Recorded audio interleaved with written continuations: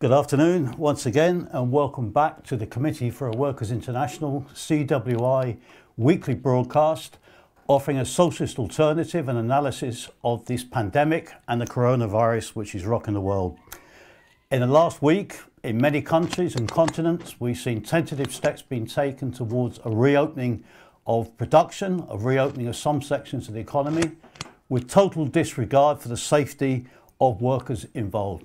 We've also seen a deepening of the economic crisis internationally.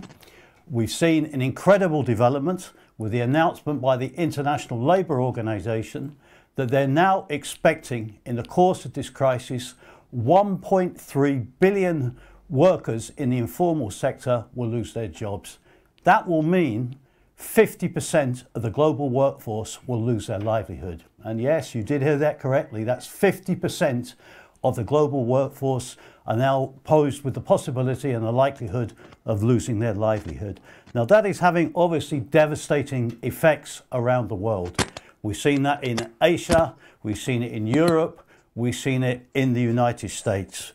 But in particular, it's going to have an absolutely crippling effect on the living standards and the lives of millions of working people and the poor in the continent of Africa. We've seen reports this week which have indicated that we stand on the brink of the outbreak of a famine throughout the continent, which could reach biblical proportions. Now, if you'd like to read more of our analysis from the CWI of those developments in Africa, you can go to our webpage, socialistworld.net, where you'll see our recent statement, which concentrates on these horrific developments in Africa and outlines a socialist alternative. We'd also encourage our readers not only to visit our webpage, socialistworld.net, but to follow us on Twitter at CWI Socialist, to like our page on Facebook, Socialist World-CWI, and to follow us on Instagram at Socialist World. Now, today we're very fortunate to discuss these developments in Africa, to be joined by two very active and dynamic comrades from the African continent. We'd like to welcome Weizmann Hamilton from Johannesburg, South Africa, who's a veteran of the struggle of the working class in that country, was extremely active and prominent in the struggle against the apartheid regime, and he's currently a leading member of the Marxist Workers Party. We also are very privileged to have present with us today Hassan Soweto from Lagos in Nigeria, a leading member of the Democratic Socialist Movement. And in London, also joining us from the other side of London where we're broadcasting, we have Robert Bechert, who's a member of the Secretariat of the Committee for a Workers International, who's visited Africa on many occasions on behalf of the CWI. So we'd like to extend a warm welcome to our three participants in today's debate and discussion. But possibly we could begin by asking Bob a few points about the general situation in Africa. Before this crisis unfolded, some commentators were speculating that Africa stood on the brink of a revival. With a population of over 1 billion, they were propagating the idea that capitalism could develop the continent, that maybe a whole series of new markets could open up. But was that a realistic prospect for capitalist society in Africa to offer for the African population? So Bob, maybe you'd have a few thoughts and comments on that, and in particular, obviously now with the onset of this crisis, what is the prospect of any development taking place in Africa? And is it not more a case we could see the whole of the African society being plunged backwards? So Bob, maybe you have a few comments to develop some of those points. Well, really, in the last few months, the world has changed. And when we look back, even just to last year, it seems like a completely different age. And at that time, there was a lot of talk, as you mentioned, about Africa rising. Last October, the International Monetary Fund, the IMF, said that the five fastest growing countries in the world were in sub-Saharan Africa. And so the impression was given that there was real progress being made. And there was a certain element, obviously, of growth taking place at that time. But if we really looked at it, that growth was dependent on, so on the one hand, raw material exports, whether it be oil or whether it be raw materials from the ground or agricultural products. At the same time, to a lesser extent, remittances from Africans working, whether it be in the Gulf, Europe, North America, and also tourism played a big role in the income in these countries. But what was also clear was part of this growth was dependent on debt. In many African countries, debt was growing as well at the same time. And what has happened now with the world economy, if you like, shuddering to a halt, and we're on the brink of a very severe recession, possibly a depression in the world, that's undermining what's happening or what the growth which had been taking place in Africa.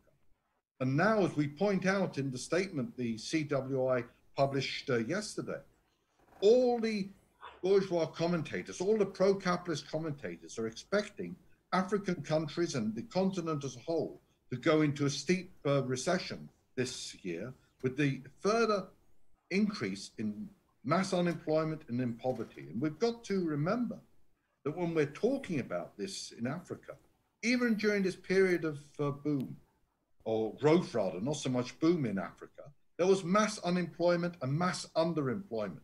Officially, in both South Africa and Nigeria last year, there was over 20% unemployment. And many of the working people in those countries throughout Africa could only live on a day-to-day basis, which is one of the reasons why the lockdowns which have taken place in recent weeks in sub-Saharan Africa have provoked unrest and opposition. Because like many of the demonstrators have said, if we don't work, we can't eat. And therefore we have this situation where Africa has a tremendous potential, whether it be in terms of the talents of the population, the resources that the continent has. But it's clear that in a world economy which is dominated by imperialism, the African continent is not really going to develop. And even when there has been economic growth, like in the past few years, the benefits of that growth has largely gone to the elite of the individual countries and the big imperialist concerns. And therefore, really, the question of Africa's future, of how can it actually develop, is really tied with breaking from the system, which cannot guarantee sustained growth or growth which, if you like, brings the benefits to the majority of the population. No, so it's quite clear from that capitalism is not going to be able to not only not develop Africa further forward, but aren't we faced with the prospects? We see many negative reports coming out of Africa. Crises are endemic to the system there, to the entire continent. Is it not also possible we're going to see as a consequence of this crisis the growing trend towards tribal and ethnic conflicts, even the question of more regional wars developing, even the prospect of the breakup of some countries, surely as a consequences of what is now unfolding on the continent? Well, on top of its existing issues, Africa obviously is now being hit by the combination of the COVID-19 pandemic and the world recession. And naturally, in that situation, issues which have already been existing in the continent, which you mentioned, like the different conflicts which have taken place, which are often rooted in social issues, like with the extension of the desert, with water shortages, you're having struggles over land, you have conflicts over scarce resources between different populations, and all the tensions and unease which that creates. But that, I think we have to remember, is on the one hand a real danger, but it's also only one side of the story, because we've also seen in Africa, again and again in different countries, magnificent movements of working people which have struggled for a change, whether it be on particular individual issues or against dictatorial regimes. It's only last year that we saw the overthrow of a dictatorship in Sudan, which had existed for over 20 years, a struggle which took place for really the first half of last year, where hundreds of people were killed in a struggle against this dictatorship, which in the end at least succeeded in overthrowing the dictator, even though at the present time, the actual outcome of that revolution is still undecided. So, I mean, you mentioned there, Bob, about the question of the revolution being undecided in Sudan, and gave an indication of revolutionary movements which have taken place in the continent in the course of the past years.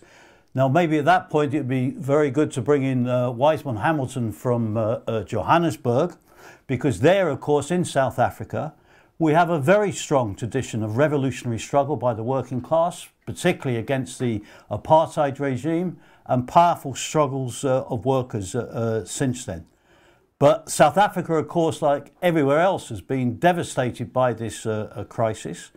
We've seen the ANC in power, deploying the army against its own population and peoples, particularly in the townships. We see reports of massive queues of people queuing to get food, walking literally miles, which I hope we'll be able to see on some of the video footage that we're going to show in a moment, where we're hoping on the CWI live feeds now to bring accurate reporting of what's going on in different countries in a visual form, which you won't get on the BBC or the official news outlets. So, Weizmann, could you perhaps outline what is the current situation in South Africa, how the working people in the townships are responding to this crisis, and outline what is taking place? Thank you very much, Comrade Tony. And revolutionary greetings to our comrades in Nigeria, and of course yourselves. The pandemic, as I think has been the case across the world, has had a stunning effect initially on the population. But what it has simultaneously done is also revealed in much more starker terms than has been the case until now, the huge gulf that exists between the classes. In a certain sense, the policies that the ANC have been pursuing, economic policies, since it came to power in 1994, are themselves a form of economic social distancing. We now have in South Africa the most unequal society on the planet. And the cumulative effect of all these policies were beginning to produce growing resistance within the class, which the arrival of the pandemic unfortunately cut across. Because, and this is an expression of the complete incomprehension on the part of the ANC political elite and their capitalist masters behind them about the social conflict that their policies were busy brewing. On the 26th of February, the government passed a budget, which was the most savagely austere budget in post-apartheid history. That budget made provision for cuts in the health budget. 10 days later, when the World Health Organization declared a pandemic, that reality struck them in the face, that they had gone into the struggle against the pandemic, having further crippled a health system that had become dysfunctional over the past 26 years since the ANC came to power. But even more than that, it made provision for the most provocative attack on the working class in the public sector since at least 1998, with the decision by the government to unilaterally terminate the implementation of a salary increase that the workers were entitled to and which had been signed as part of a 3-year agreement in 2018. It caused enormous anger amongst the workers. At the same time, the cheap labor system for public sector workers, called the Extended Public Works Program, that we are involved in as the Marxist Workers Party, were confronted with the termination of their contracts, affecting over 5,000 workers, which took effect on the 31st of March. So the pandemic arrives with workers' salaries over 160 billion rands taken away from the salaries of the public sector workers, and 5,000 workers in Gauteng alone. We are told that in other parts of the country there were similar terminations of what in fact are workers working full-time but on slave wages. And on that basis, we had succeeded in raising with our allies in the Extended Public Works Forum, as well as one of the trade union federations, the South African Federation of Trade Unions, SAFTU, in getting an agreement that there should be a public sector general strike. In fact, all that was left was to firm up the date, which was going to take place at the end of April at the latest, and all that we needed was for a special meeting of the National Executive Committee of SAFTU to endorse it. Then, unfortunately, the pandemic was declared and all those plans were put on hold. But what the pandemic has revealed is something that had been concealed in reality, the searing poverty under which millions in this country are living. In this country, for example, if you are over the age of 18 and under 60, there is absolutely no kind of social support from the state whatsoever. We have over 10 million people unemployed, and those figures have been increasing. Just before, in the last few months before the pandemic struck, there was a virtual bloodbath of unemployment, and it has continued since beyond the period since the pandemic was declared. The country's main airline, South African Airways, is on the verge of liquidation. There's talk about some private equity partner, where they are going to get a partner from, given the global state of the aviation industry, one does not know. But the second biggest one has filed for liquidation. The country's second biggest retailer has filed for liquidation.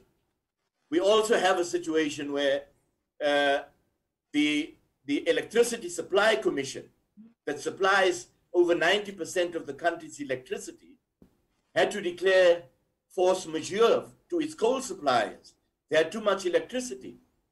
But to add insult to injury, Eskom has informed the country that even if there is a return to some kind of economic activity, there will be a resumption of load shedding, as they euphemistically call it. That's rolling blackouts, because the worldwide effect of the pandemic means that they can't get their supply for parts for maintenance of the power stations.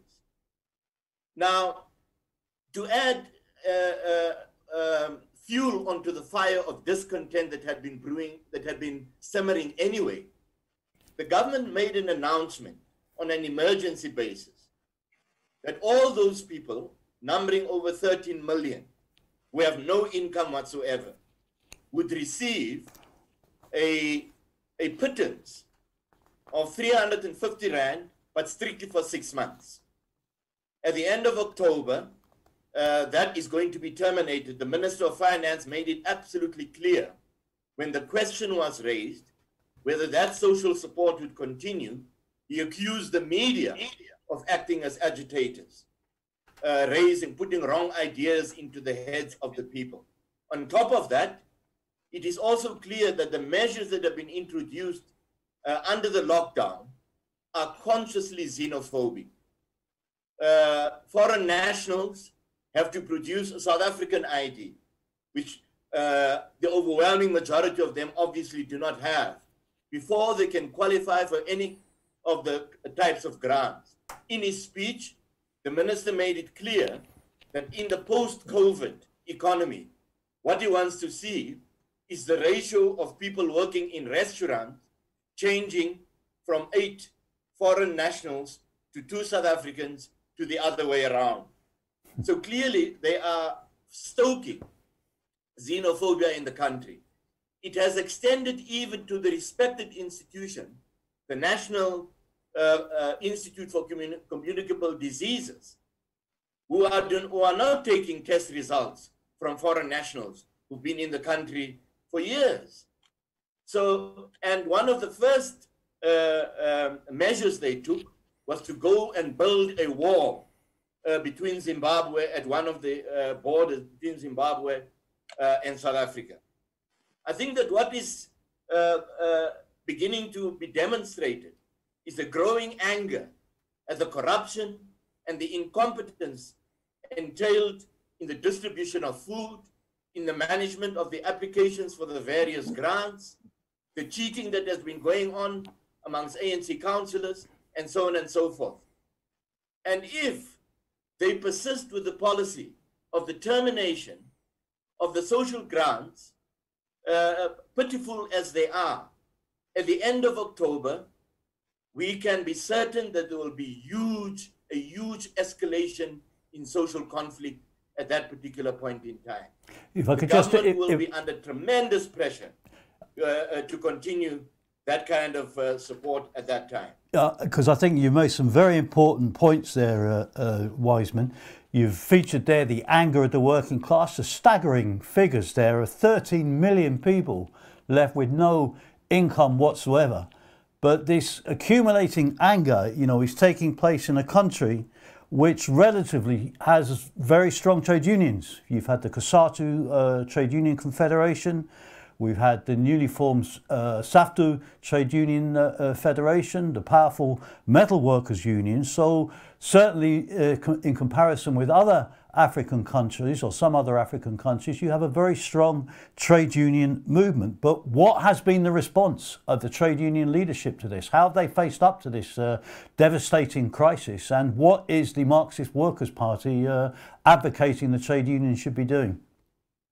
Well, unfortunately, the trade union leadership have merely manifested the problem that the working class has had to be confronting so far as the role of the trade union leadership is concerned over many years now. The Congress of South African Trade Unions, which had an heroic birth really and played a critical role in the struggle against apartheid, has unfortunately become a partner of the government through the tripartite alliance, policing the struggles of the working class against the neoliberal capitalist policies the government has been pursuing. The COSATU had nothing to say, for example, by way of condemnation of the Marikana workers during the Marikana massacre in 2012. In fact, in the internal contestation within the ANC, they supported the current president, Ramaphosa, who played a very important role in creating the climate for the massacre itself. They have supported amendments to the labor laws that are intended to cripple the right to strike. And therefore, when COSATU acts in the manner that it has been doing, debating rather how much of a stimulus should be injected into the economy, rather than organizing a campaign to ensure that the working class independently takes charge of fighting the pandemic, ensuring that the workers are not disadvantaged by employers through non-compliance with health and safety and so on and so forth. All that they have been preoccupied with is having a debate about what the size of the stimulus should be. There's been no preparation, no special COVID desk, for example, as we have been calling for. Now, the actions of the COSATU leadership, of course, is predictable. But the SAFTU leadership, it has been really disappointing. As I indicated in my first contribution, we were on the verge, waiting for SAFTU to have a special National Executive Committee meeting to endorse the idea proposed at the steering committee of the Working Class Summit. The Working Class Summit is took place on the in 2018, with 1,000 delegates representing 147 community organizations and the trade unions, that had adopted a resolution for the establishment of a mass workers' party on a socialist program. On the basis of the attacks on the public sector workers, the steering committee held a meeting calling upon SAFTU to organize a public sector general strike in protest against the withholding of the salary increases for the public sector workers and the dismissal of 5,000 of the slave public sector workers under the EPWP scheme. Unfortunately, the General Secretary of SAFTU contracted the virus, and it was as if the whole of SAFTU was in quarantine. There had been no campaign to organize resistance against what the employers are doing, even simple advice on what to do if employers, as is often the case, have not made their contribution to the unemployment insurance fund, for example. Nothing of the sort. What we have done as the Marxist Workers Party, on the basis of combating the idea that compliance with those measures intended to protect the health and safety of the workers requires the intervention of the army, we are saying that the working class is perfectly capable of managing compliance on their own. There's a rich tradition of struggle, by the way, even in the townships themselves. The establishment of street committees, of block committees, these can take charge of monitoring compliance, of ensuring their social distance, of demanding from the state the provision of sanitizers and so on and so forth, so that the working class itself can take care of combating the impact of the virus. And there's no need for the army, against whom there have been 33 complaints of brutality as a result of their conduct. They can leave the township. The working class can take care of the problem of ensuring it protects its own health and safety, and ensuring that all the supplies of financial support that the state has divided can actually reach people, food supplies, and so on and so forth. So that is what we are calling for, the establishment of COVID brigades across the country. And we are making good progress, where volunteers have come together to take charge. When the elderly go for their old age pension grants, they ensure that they assist them in maintaining social distance. We are providing advice through these, the idea is to provide advice through these brigades for how to apply for the different social grants and so on and so forth. But also to direct complaints by workers about employers not complying with health and safety to the relevant trade unions. And we are calling upon SAFTU to work together with these brigades to ensure that the working class do not suffer the consequences of the pandemic in the way in which it has been mismanaged by the state. So I mean, that was very concrete and obviously extremely devastating in terms of the critical role that is not being played by the trade union. But the idea of COVID brigades is a very practical illustration of the application of concrete demands through which the Marxist Workers Party has intervened in the struggle. And just to illuminate the point for our viewers, the film footage you could see of people walking and marching was of people walking for miles in order to obtain food and get to the food distribution points, of thousands and thousands of people having to do that. That is an indication of the desperation of the situation that's there. And I just say for any of the viewers, if you are following us on Facebook live stream, if you have any questions you'd like us to put to particularly Weizmann Soweto, then feel free to type in a message and we'll see if we can slot you in. Now, that's, of course, the picture we've seen from South Africa. Nigeria, we've also seen an horrific situation. Of course, Nigeria has been particularly badly hit, crippled economically by the unprecedented collapse in the price of oil that has taken place. We've seen the reports of the lockdown provoking unrest, of rioting, of looting even, that has taken place there. And we'll have a little bit of film footage illustrating some of the issues taking place in Nigeria. But perhaps, Soweto, you could outline to a greater extent what exactly the situation is in Lagos and in Nigeria at this time. Well, thank you, Tony. And my regards to Comrade Weizmann and Comrade Robert Bechert. I'm happy to be part of this discussion.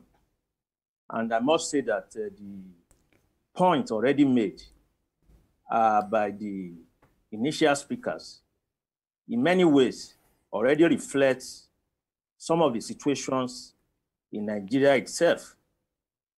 Because the country, Nigeria, was actually on the verge of serious economic crisis just before the COVID-19 pandemic, came into the country. So that in many ways, what has happened in Nigeria is a situation whereby a bad situation has become even worse. And I will illustrate it for you in this manner. Much before this time when the pandemic came into the country, the working people and the poor masses have been reeling under different kind of attacks.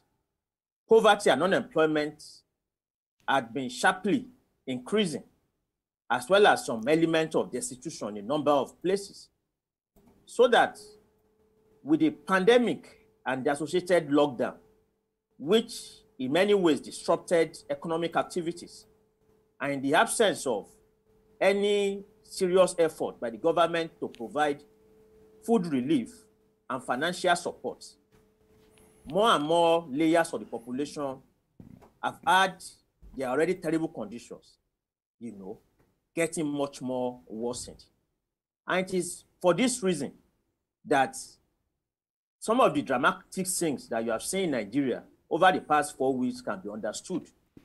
We have had what we can call hunger riots of people in different areas trooping out in defiance of the lockdown, because for many people, they are faced with either staying at home and dying of hunger or going out to take their chances with the virus. We have had situations in Lagos, for instance, where trucks that usually transport food and farm produce from the north of the country to the city of Lagos have been waylaid by bands of people who would steal some of this produce for the purpose of providing for themselves.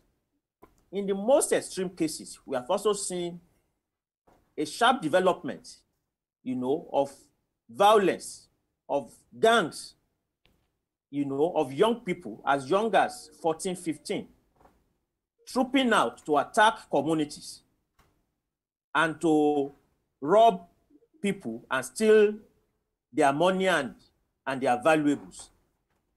This is a prevailing situation that exists in the country, especially during the 4 weeks lockdown. And what has provoked that is the inability of the Buhari APC government, but also the governors of the 36 states and the FCT, their inability to mobilize the resources of society to provide the means with which the working people and the mass of the unemployed can be able to stay at home during the lockdown, on the basis of provision of supplies and financial support. About 70% of the Nigerian economy is composed of what we call the informal sector. These are people who work on a daily basis in the market and informal clusters. Some are artisans, some are transporters, and they only exist and survive on the basis of daily income. None of these people were able to make an income during the 4 weeks, and they were also not given any support by the government. In the DSM, for instance, we have raised the perspective of the need for the trade unions, not simply to condemn the government, but to actually build action committees that can take charge of the distribution of supplies. And clearly, the inability of the trade unions to implement this kind of proposal is part of the reason why the few supplies that the government was actually able to muster, were in most cases stolen by the local politicians, because in many cases, some of these supplies were taken through the local organizations of the ruling party, which means that in most cases, these supplies will only get to party members and supporters, while the rest of the population were left with nothing. What is happening in Nigeria today is a clear discrediting of capitalism and the political representative of the system. And of this situation will be very their maltreatment at the hands of the ruling elite. Today, and as at yesterday, for instance, the lockdown has now been relaxed in the Federal Capital Territory, in Lagos, and also in Ogun State. The lockdown in Ogun State, the relaxation will only commence by next week, Monday. But even in Lagos State, where since yesterday, some element of free movement have been restored, it's been another level of chaos. So much that the officials of the government agency that is responsible for the fight against the virus is beginning to raise alarm. They are beginning to raise alarm, rather, that another lockdown could be imminent. And that's because, as at yesterday, all of the measures promised by the government to ensure social distancing, to ensure the use of face masks, to ensure that on the public buses, that the transporters do not allow more than a number of passengers to be on the buses, all of those measures collapsed right on the first day.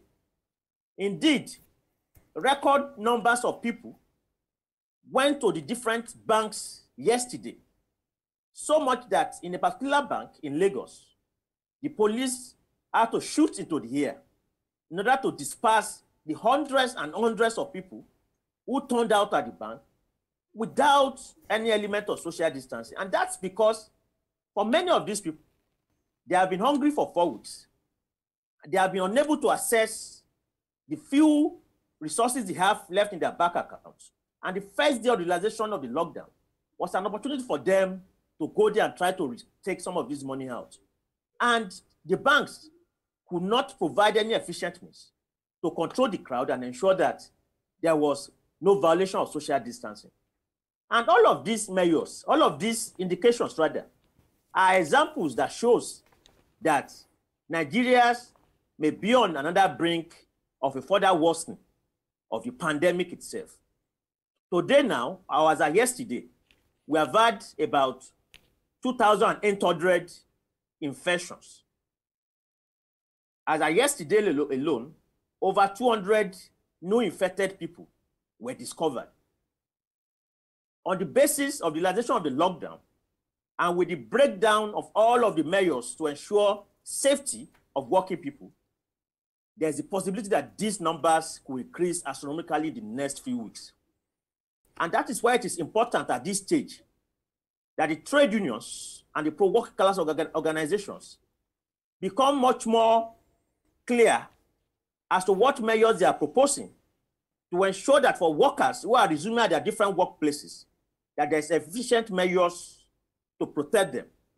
And that is why the question of the trade unions playing their role of taking charge of the process, of having a committee that goes around to ensure that these safety measures are respected, but most importantly, that demands on the government that the means for the working people to be able to go about to their different workplaces during this realization is provided so that they do not carry the virus. All of these measures are very important today because it is very clear that without these measures being provided, the infection rates would have to go up.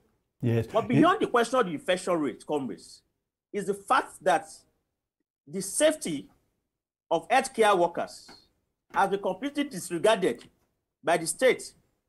Out of the over 2,800 infected people in Nigeria today, there are over 100 doctors and nurses who have been infected, some of whom have died.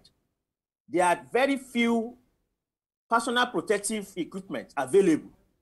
There are very few reagents available, so that today, the country can only boast of about 12,000 tests for the past 4 weeks that the lockdown has been in place.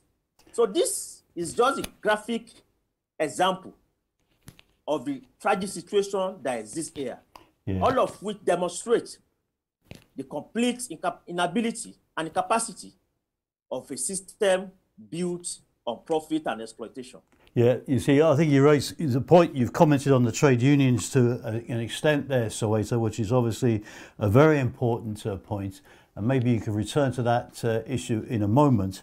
But another feature must be in Africa, as in Asia and Latin America, there's been a phenomenal migration over the past period of workers coming into the cities, looking for jobs, etc., not just from around Nigeria and in different parts of the country, but also foreign workers coming in now. And against the background of this economic collapse and slowdown, what is the position? Are the migrant workers who've come into the cities being pushed out and driven back? Because we've had reports of migrant workers from around the world being trapped and stuck in places where they've been sent to do jobs. In the Gulf states, that's been an issue. There's reports here that even some workers from India have been involved in similar sort of appalling conditions at one of the oil refineries in Lagos. And maybe you could touch upon those horrific conditions and situations which have faced those workers, but also briefly just to emphasise, what are the trade union leaders actually doing? And I believe the DSM, the Democratic Socialist Movement in Nigeria, has been stepping up its campaign in terms of taking initiatives in the trade union movement and pushing ahead with further demands and actions to be taken by workers and activists in the trade unions. Well, thank you, Comrade Tony. It's a lot of questions you have asked, and I would do my best to try and answer them in a very short time. Let me start from the question about migrant workers, especially Nigerians who are working abroad, some of whom have been stuck in Europe, in the Middle East, of course, and in the US. There has been an outcry, over this in the country. And there have been some efforts, so-called by the Ministry of Foreign Affairs, with the intention to bring in some of these people who are trapped overseas. But what we have also realized is that, just like we have seen in past period when Nigerians overseas have found themselves in terrible situations or situations of conflict, which requires that they be brought back home. What we have seen also in this case is that for many of these Nigerian workers, there's a question of what exactly is the difference, between staying where they are or coming back home, given the tragic situation that exists, in Nigeria itself. We had that situation some years back, during the conflict, in Libya, whereby, effort by the Nigerian government to bring back some Nigerians trapped there were rebuffed because for many of the Nigerians, it was like, making no difference, either staying in Nigeria or staying back, coming back to Nigeria or staying in those countries. Because in Nigeria itself, prior to this COVID-19 pandemic, the humanitarian crisis in Nigeria has been very huge and massive, with the Boko Haram insurgency, as well as other conflicts in the country. Tens of thousands, die almost every few months across the country. So that, from that point of view, for many Nigerians who are traveling overseas, there's very little motivation to have to come back. But a number of them have come back anyway. But I'm talking of the mass majority who still stays back in this country because they don't feel that there's anything they are coming back, to meet in the country. But beyond that question is the fact that in Lagos, there has been a development concerning Indian workers, who are working in the Dangote refinery, who issued a video about a week ago to raise an outcry about how the refinery was compelling them during the lockdown, to work without any protective equipment and without any concern, for their safety. The refinery is owned by the richest African called Alhaji, Dangote, who made all of his money, on the basis of government, capitalist government providing policies, to support him and also allowing him to rip off Nigerians through enormous price increases and absolute monopoly on different sectors, of the economy. The refinery itself was more or less, was an example really of how the state in Africa utilizes the public resources to actually bring up and enrich their cronies, because in the real sense of the word, the refinery would not have been possible without decades of pro-rich policies to destroy the existing refineries owned by the government. The workers, the Indian workers, did that video, and the DSM, alongside with the new socialist alternative, our comrades, in India, sections of the CWI in India, have taken up this issue.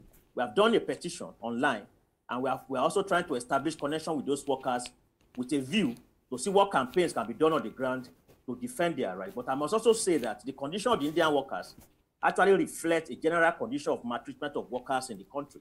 So that for the local workers, also in Dangote refinery, the same condition of maltreatment and exploitation applies to them. And this, in a way, raises the question of what do the trade unions do? Because right now, with the pandemic, we have seen an increase in attacks on workers' rights. During the 4-week lockdown, we saw sharp increases in attempts by different employers of labor to unload the crisis on the back of their own workers. We have seen a number of companies who have told their workers that the 4-week lockdown will be converted, to their leave, so that they don't have any right to any leave, for the rest of the year. Beyond that is that we have in Kaduna State, a state in the northern part of the country, which has imposed a 25% pay cut, on workers as part of a mandatory contribution to the COVID-19 fight. The airlines in Nigeria, have also carried out some cuts. Arik Air, for instance, has carried out an 80% pay cut in salary, as well as, other policies. The Central Bank of Nigeria had to step in yesterday to stop a similar, a similar job loss in the banking sector, so that Nigeria is sitting on a keg of gunpowder, actually, economically. And it is important that the trade union steps in. What we have been doing within the democratic socialist movement, to try and put pressure on the labor movement, to rise up to the occasion. About a few weeks ago, we organized an online meeting, of workers, which involved some labor leaders. And one of the resolutions of that meeting was that the labor movement must bring out a workers' charter that tries, to put together the demands to protect workers' interests, but also, that links this to a program for a way out of the capitalist crisis. And we intend to utilize the realization of the lockdown to further continue to campaign for this program among the membership of the trade unions.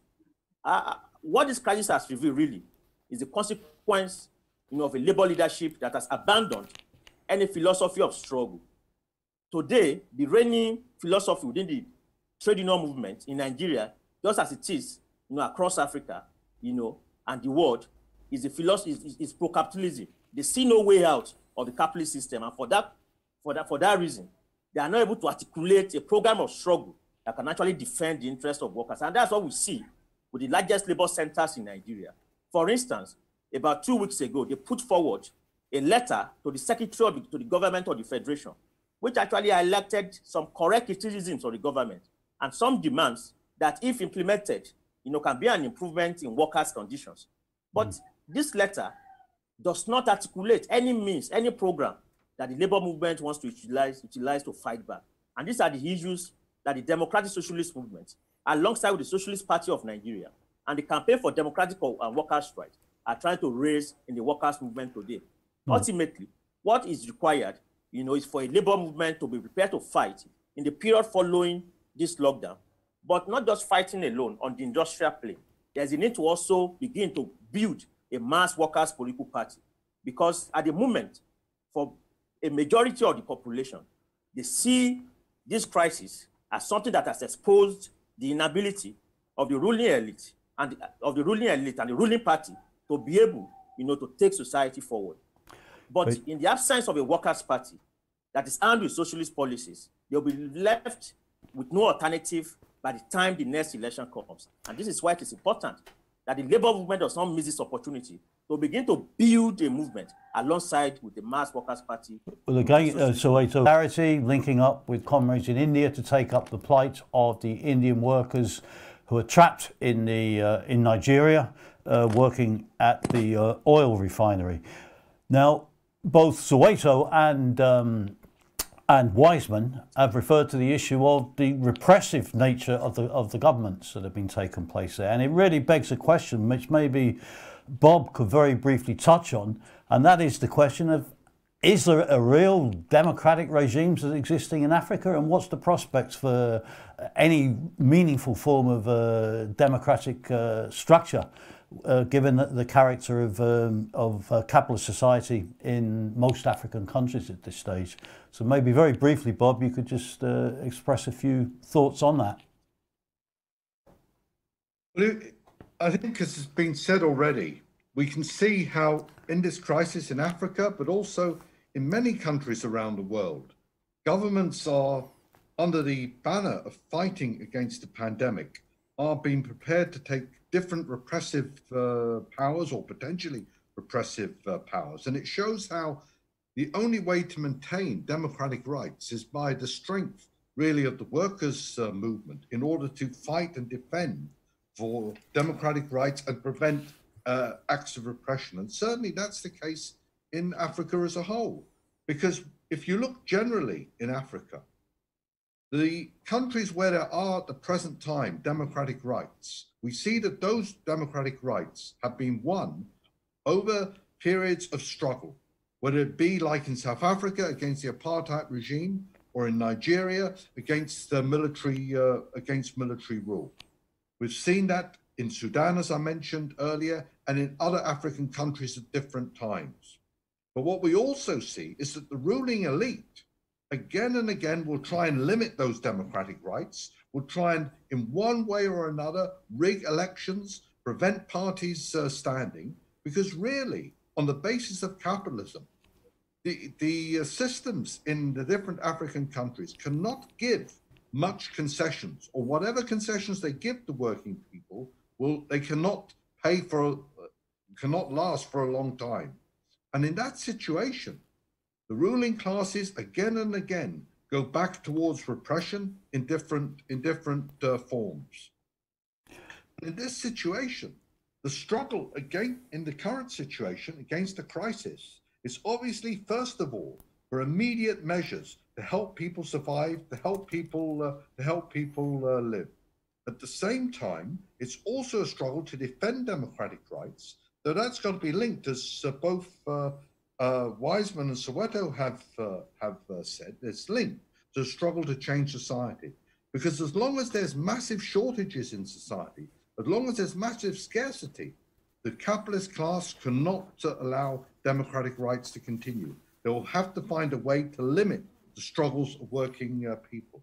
And that's really, I think, a key question. And it's linked to what both Weizmann and Soweto have just said about the work which they're doing in South Africa and Nigeria to try and organize from below, in workplaces and in communities, to build organizations from below, not just from the point of view, not just of the point of view of fighting on this immediate issue, but also building an alternative which can change society. Well, I think you posed an issue of a very important question there in terms of the alternative there, and I'll give the final word in this interview just to Weizmann, because we've listened to all of the reports from both yourself and Soweto, and I think Africa clearly points it is now a question of barbarism or socialism, or at least elements of barbarism are developing if it doesn't already exist. So what are the prospects for winning support for socialist ideas in Africa, Weizmann? Maybe in a few minutes you could just conclude our program today with any thoughts on that.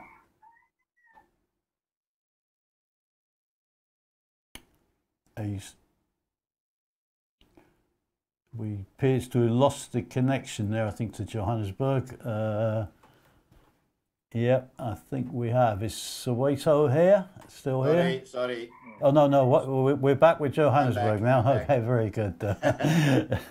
Weizmann, if you could just respond to that point. Yes, the prospects are very favorable, as I indicated in my earlier contributions. The pandemic struck at a time when there was the beginnings of a remobilization. It could have taken the form of a public sector general strike. But we believe that that matter is not off the table. The public sector workers are burning with anger, but there's also the problem that the state itself now needs, is reliant on the very workers that they've dismissed in the cheap labor scheme known as the extended public sector, extended public works program, in order, for example, to prepare the schools. 3,500 schools have no sanitation. How on earth are you going to maintain social distance, washing of hands, and so on and so forth, and in class sizes, in some cases, of over 80?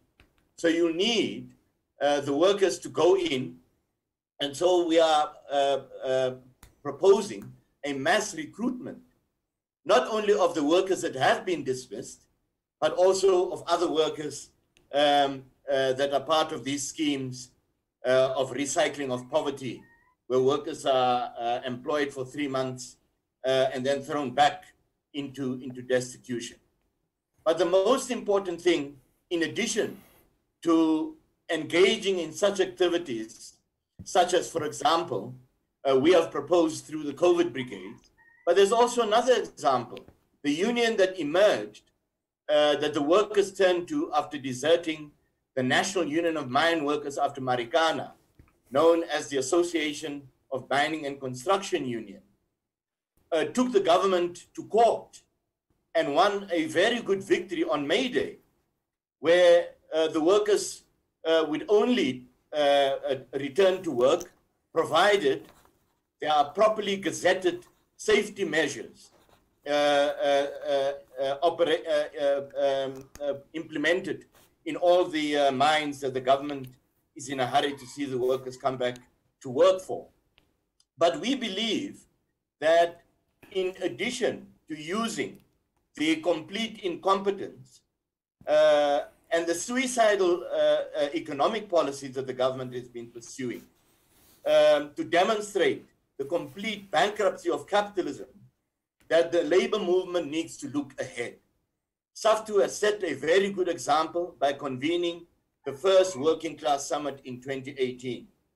We believe that it is now necessary to put on the agenda the reconvening of that summit, inviting all the organized formations of communities but also to invite all trade unions, irrespective of their federation affiliations, to be part of the second summit, to challenge the ANC in the 2021 by creating a mass workers' party on a socialist program, as had been agreed by a resolution of the first summit that took place in 2018. We will, in addition to demonstrating what can be done concretely on the ground through the COVID brigades, bring the communities together with the trade unions and the organized working class as a whole, but raise the idea that we need to look ahead to the way the situation is going to unfold. More than anything, any other event, this pandemic has exposed the ANC to be an organization representing the capitalist, the established capitalist class that they found in power when they entered government, and also their apprentices, the aspirant black capitalist class. That is who they represent. It's not a party of the masses, it's not a party of the working class. Such a party has to be created, and the struggle begun for the abolition of capitalism and the socialist transformation of society. Well, I think that is a very good conclusion to today's live broadcast. I think we've had some excellent reports from both South Africa and Nigeria, not just on the general situation about the COVID brigades in South Africa, the solidarity that's being built and the work that's been done in the trade unions in Nigeria as well. And you can read more about both of those issues. There'll be articles carried on the CWI website at socialistworld.net. We just remind you again, if you're watching for the first time, you can check out our website at socialistworld.net. Follow us on Twitter at CWI Socialist. You can like our Facebook page, Socialist World-CWI, and follow us on Instagram at Socialist World. So we'd like to thank our viewers for joining us today. Thank particularly Soweto and Weizmann for joining us and giving us very illuminating reports. We wish all of our viewers and supporters to stay safe, keep struggling, and let's continue the struggle to build a viable socialist alternative to this rotten and decaying capitalist system. And if you want to join the CWI in that struggle to build an alternative, then contact us at socialistworld.net. So thanks for watching. We'll be back next Tuesday at 3 p.m. London time for another round of interviews from around the world. Amanda! I'll wait you.